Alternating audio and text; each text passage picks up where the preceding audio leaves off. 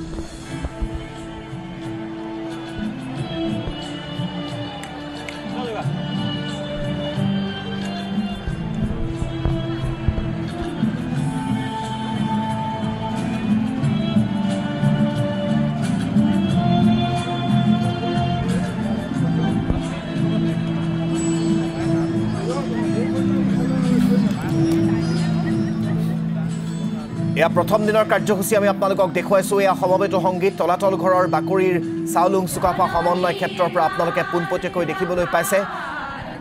আৰু সদৌ অসম ছাত্ৰ সন্থাৰ এই শিৱসাগৰ সাধাৰণ সভা আজিৰে পৰা যিহেতু আৰম্ভ হৈছে, বিভিন্ন কাৰ্যসূচীৰ মাজেৰে এই সভা ইতিমধ্যে আৰম্ভ হোৱা দেখিবলৈ পোৱা গৈছে। ক্ষেত্ৰ উদ্বোধন, তোৰণ মুকলি আৰু পতাকা উত্তোলনকে ধৰি বিভিন্ন কাৰ্যসূচী আৰম্ভ হৈছে। সাধাৰণ সম্পাদক চাৰ্জন হানছে উপস্থিত ৰাইজক সম্বোধন কৰিছে। কাষত দেখিবলৈ পোৱা গৈছে সাধাৰণ সম্পাদক পদৰ সম্ভাৱ্য প্ৰাৰ্থী এগৰাকী সুৰজিৎ ফুকনক আমি আপোনালোকক দেখুৱাইছোঁ। এয়া পোনপটীয়াকৈ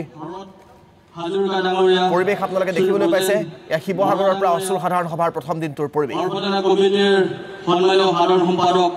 শ্ৰী সমীৰণ ফুকন ডাঙৰীয়া, অৰ্পণা কমিটিৰ সন্মানীয় দ্বিতীয় সম্পাদক শ্ৰী ধ্ৰুৱজ্যোতি কলিতা ডাঙৰীয়া, শ্ৰী মানৱজ্যোতি কলিতা ডাঙৰীয়া, উপস্থিত থকা সদৌ শিৱসাগৰ জিলা ছাত্ৰ সন্থাৰ সন্মানীয় সভাপতি মানৱ হাজৰিকা ডাঙৰীয়া, সন্মানীয় সাধাৰণ সম্পাদক দীপাংকৰ শইকীয়া ডাঙৰীয়া, উপস্থিত থকা শিৱসাগৰ মহকুমাৰ ছাত্ৰ সন্থাৰ ভাৰপ্ৰাপ্ত সভাপতি শ্ৰী আদিত্য শৰ্মা ডাঙৰীয়া, সাধাৰণ সম্পাদক অংকুৰ বৰা ডাঙৰীয়া, উপস্থিত থকা শিৱসাগৰ আঞ্চলিক ছাত্ৰ সন্থাৰ সন্মানীয় সভাপতি সম্পাদক প্ৰমুখ কৰি বিভিন্ন জিলাৰ ছাত্ৰ সন্থাৰ সন্মানীয় সভাপতি সম্পাদক, প্ৰতিনিধি দল, বিভিন্ন আঞ্চলিকৰ পৰা অহা সন্মানীয় সভাপতি সম্পাদক প্ৰমুখ কৰি শিৱসাগৰবাসী ৰাইজ, উপস্থিত থকা সমাবেত শিল্পীসকল, সাংবাদিক বন্ধুসকল, পোনপ্ৰথমতে কাৰ্ডম যাচিছোঁ আৰু শ্ৰদ্ধা আৰু কৃতজ্ঞতা জনাইছোঁ আজি এই অনুষ্ঠানত আপোনালোকৰ উপস্থিত থকাৰ বাবে।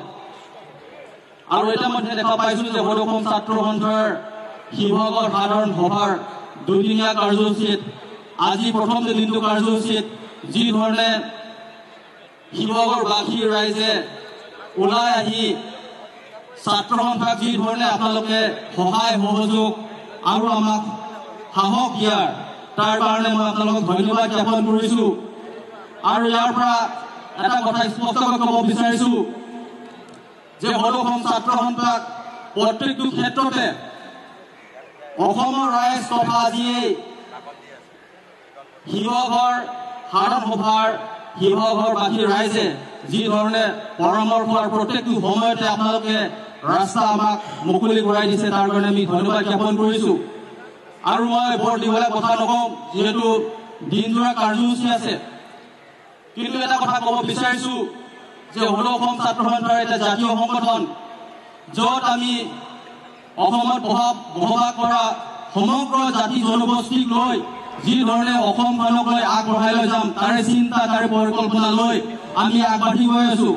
তাৰ লগে লগে বিভিন্ন ঠাইত, বিভিন্ন জেগাত, বিভিন্ন সময়ত যি ধৰণে চৰকাৰে যে আমাক ভাগ ভাগ কৰি তেওঁলোকৰ ৰাস্তা, তেওঁলোকৰ ৰাজনৈতিক ক্ষেত্ৰ তেওঁলোকে মুকলি কৰাই থৈছে, কিন্তু সদৌ অসম ছাত্ৰ সন্থাৰ লগত অসমৰ ৰাইজ যি ধৰণে আমাক আশীৰ্বাদ কৰি আমি আগবাঢ়ি গৈছোঁ, তাৰে আপোনালোকক ধন্যবাদ জ্ঞাপন কৰিছোঁ।